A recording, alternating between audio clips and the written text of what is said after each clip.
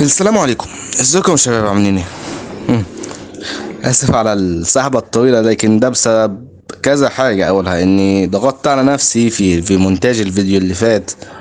حرفيا قعدت في الليل كله بمنتج فيه وما نمتش غير لما نزلته. وللي مش عارف، انا بمنتج بكات على التليفون، وعلشان امنتج بمر على كذا مرحلة قبل ما امنتج، زي تنقية الصوت بالذكاء الاصطناعي واجيب صور للحاجات اللي همنتج بيها وحاجات تانية كتير.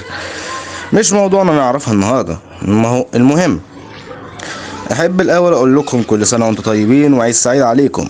اهلا بكم في فيديو جديد من قناة واي اكس 1 برايم، معكم يوسف. الفيديو اللي فات قلت لكم على اسباب كره الناس لتحديثات فارلايت، ولكن رغم كده انا لسه بلعبها. طب ليه؟ طبعا مفيش انترو للفيديو دوت لسه، فاعتبروني عملتها وخشوا على الفيديو على طول. والصراحة علشان اجاوب على السؤال ده، خلينا نبدأ من البداية خالص، او يمكن من قبل البداية كمان. طبعا قبل ما العب فارلايت لعبت لعبتين قبليها، وهم اشهر لعبتين بابجي وفري فاير. اول لعبة كانت فري فاير، وتقريبا لعبتها شهر او ممكن اكتر، بس الكلام ده من 3 سنوات. وكنت بلعبها من شبكة نت متهكرة جنب البيت بصراحة. طبعا ما كانش لسه دخل النت، وفاكر اني برضه جربت في الوقت دوت بابجي بس ما عجبتنيش. حبيت فري فاير عشان كنت بلعبها مع اخويا الصغير، وكنت بلعبها وانا فاتح المايك ومبسوط. وطبعا سبتها علشان صاحب النت غير الباسورد. بابجي بقى لعبتها قبل فار لايت يجي بشهر كده. كنا لسه مركب النت عندنا، فقلت لاخويا برضه ليه ما نلعبهاش، ومع الوقت كنا بنلعبها، بس سبتها عشان كنت بوت فيها. نسيت اقول لكم، كنت بلعب صباعين لسه، ما كنتش لسه دخلت حوار ال4 صوابع وال5 صوابع، عشان بصراحة ما حبيتهاش لدرجة اني احترفها. وفي يوم لقيت لعبة اسمها فارلايت 84، وكنت متعود العب العاب اوفلاين في الوقت دوت، وبصراحة جذبت انتباهي. بص، قلت اني مش عايز اخاطر واحملها، اكيد مش هتبقى حلوة يعني، لغاية ما لقيت اخويا برضو بيشجعني على لعبة جديدة لسه نازلة، فلما شفتها عجبتني وقلت احملها. ولما لعبتها ما صدقتش نفسي، ازاي في حاجة حلوة زي دي كده. ما كنتش اعرفها، والكلام ده في السيزون الثامن، اول سيزون لعبته.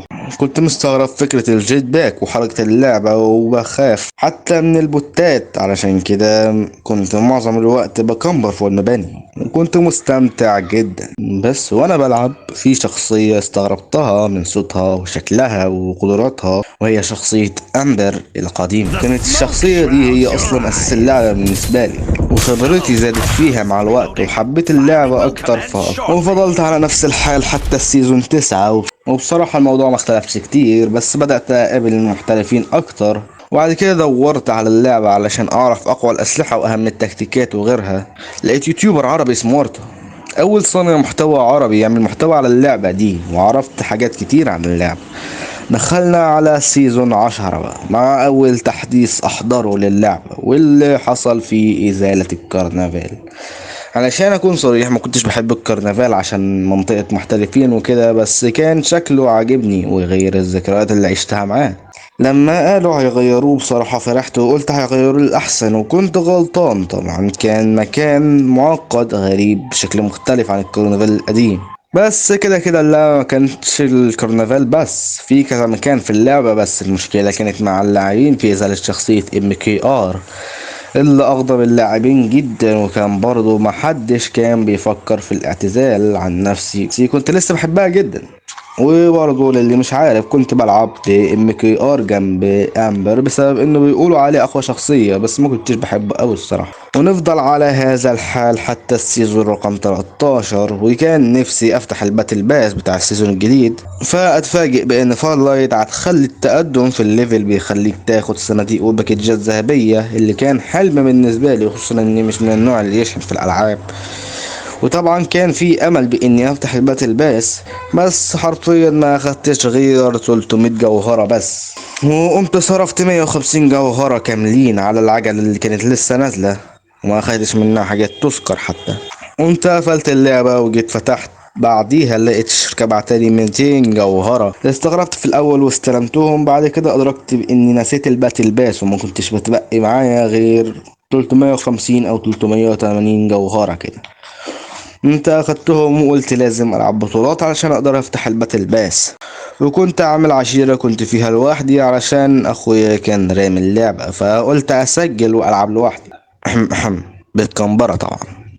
عايز اقول لك باني اخدت حوالي 80 جوهرة كده، وكان في الباتل باس 25 جوهرة مجانية، وعلشان اخدهم كنت مضطر اقفل الباتل باس كامل، وعانيت علشان اقفله لغاية ما فتحت الباتل باس لأول مرة، وكانت على سكان الصعيد. نيجي بقى للي حصل في الثلاث سيزونات دول، سيزون 13 14 15. الثلاث سيزونات دول هم تقريبا اللي قدرت اني اتطور فيهم بسرعة كبيرة، وعلى نهايتهم كنت محترف الاربع صوابع علشان كنت بحب فارلايت فعلا، كنت عايز ابقى من اقوى الناس فيها.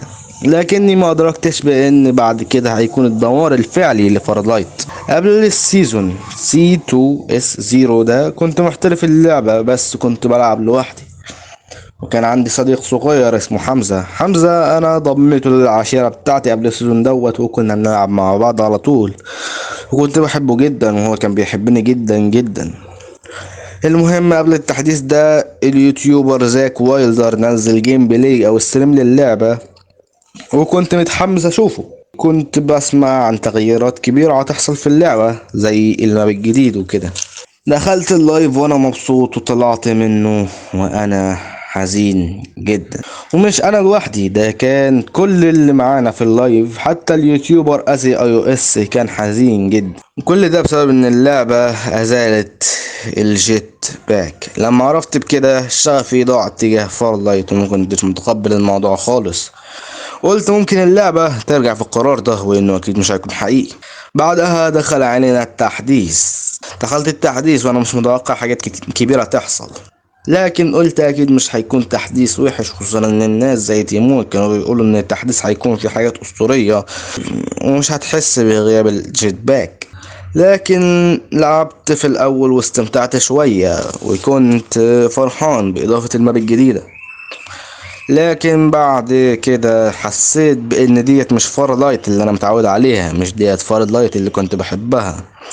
ومن ساعة اول ما التحديث ده نزل ما كانش فيه اي مانع يمنع اللاعبين من انهم يسيبوا اللعبة، خصوصا انها بقت بطيئة جدا ومبقتش فايتاتها حلوة زي زمان. قمت مسحت فارلايت ودورت على العاب تانية العبها، بس ما لقيتش لعبة تديني نفس تجربة فارلايت، خصوصا ان جهازي ضعيف 3 جيجا رام و32 مساحة، وما كانش قدامي خيارات كتير. عشان كده رجعت الفارلايت تاني، وقلت هتعامل معاها على اساس ان هي لعبة تانية واحاول اتأقلم مع الوضع. ومع الوقت قابلت مجتمع جديد كنت انا قائده، وده هيبقى ليه فيديو لوحده اصلا بس بتوسع اكبر من كده.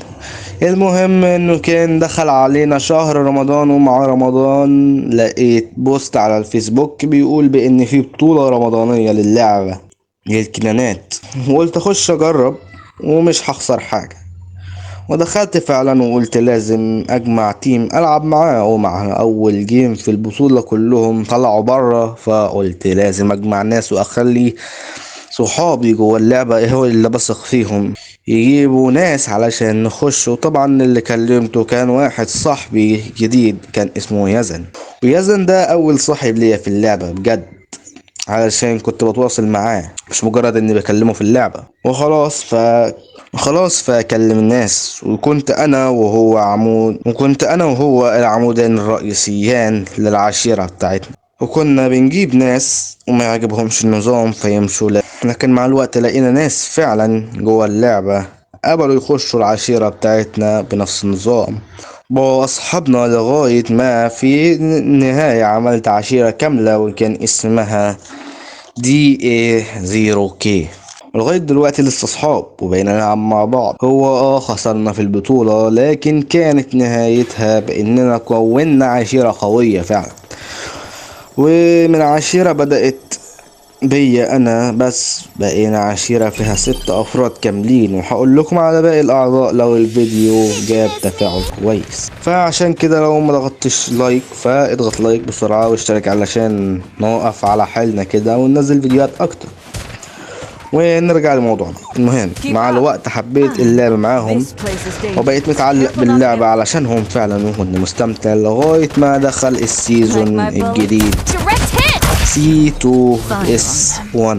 السيزون ده على قد ما هو مقرف ومليان غلطات وحاجات مش عايزة تتصلح، إلى إن اللي قضى عليه نهائيا وخلى الناس تعتزل اللعبة ويحولوا لبلاد سترايك، عشان هي لعبة جاهزة وبتنزل تحديثات كل شوية، مش تقعد بالشهور علشان تنزل تحديث يكون أسوأ من التاني. رغم كده لسه كل شوية بلعب فورتنايت الشباب علشان فعلا بيكون ممتع جدا انك تلعب مع اصحابك.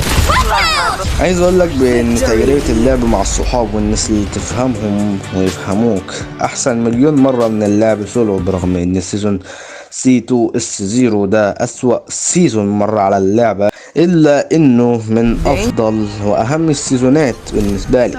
وعلى قد ما كانت فورتنايت مجرد لعبة بالنسبة للباقي، فدي بالنسبة لي هي اللعبة اللي دخلتني عالم الجيمنج وخلتني اصاحب ناس كان عمري ما كنت عرفت عنهم، وتعاملت مع ناس من مختلف انحاء العالم، وانا اتعاملت مع اجانب جوه اللعبة، وكانت ديت نقطة علشان تحسني جزئيا في لغة الانجليزية شوية. فحاول انك على قد ما تقدر لو شايف ان الحاجة اللي بتعملها تافهة، حاول بانك تبص لها من اتجاه مختلف. وبس كده، معلش لو طولت عليكم في كلامي. ما تنساش بس انك تعمل لايك برضو لو انت مش عامل، وتعمل سبسكرايب علشان عايز اكمل 100 متابع ان شاء الله. وما تنساش كومنت حلو زيك كده علشان تشجعني اعمل فيديوهات اكتر. وبس كده، سلام.